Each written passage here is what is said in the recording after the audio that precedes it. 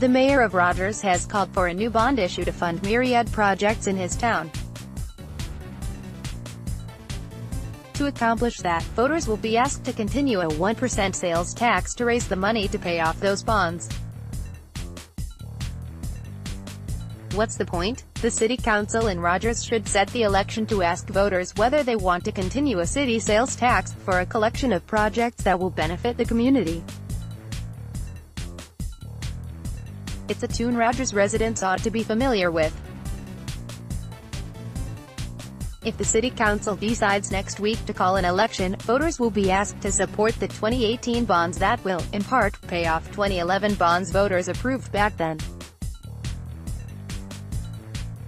Those 2011 bonds, in part, continued the 1% sales tax voters approved back in 2003 for different bond program. All along the way throughout Rogers' history, bond programs have provided upfront funding for investment in parks, renovation of Lake Atalanta, an aquatic center, police headquarters, a municipal court facility and other projects.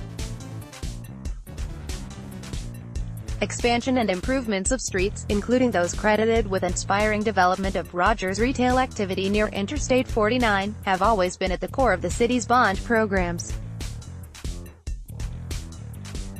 On Tuesday, the City Council will be asked to approve an ordinance calling for a special election on August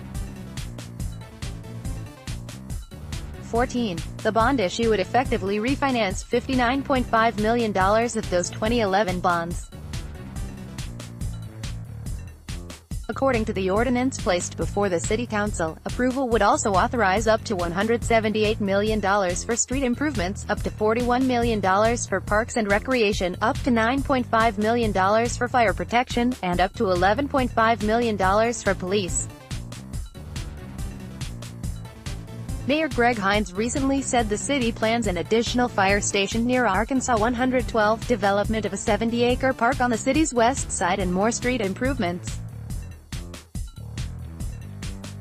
It's vitally important for the community to continue to invest in this way, Hines told local Chamber of Commerce officials and others at an announcement for the bond program. It's your community. It's your future, so the immediate question is simple: should the City Council put the bond issue on the ballot? Our answer: why not? We've already heard from a couple of anti-taxers who rail against the city's approach, but we've never had a problem with a mayor and city council asking their citizens for an up or down vote on a proposal to put tax revenue to use in a specific way. If a majority of voters decide that's the way to continue Rogers' growth, isn't that the democratic way? And if a majority opposes the approach, that communicates something to the city's leadership, too. This is what cities do. Elected leaders, hopefully, listen to constituents, then put together a plan for the future. Whether they've listened well will ultimately be determined on Election Day. Some, we suspect, will get caught up in the question of a special election versus putting the question on the November general election ballot.